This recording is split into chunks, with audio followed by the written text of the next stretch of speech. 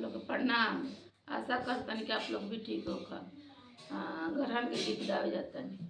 कौन गरहनवा बाबा साझे लगेला, कौन गरहनवा बिनु सारा हो बाबा, कौन गरहनवा बाबा तहरा पर लागेला, कब दुनी उग्र होई, कब दुनी उग्र होई।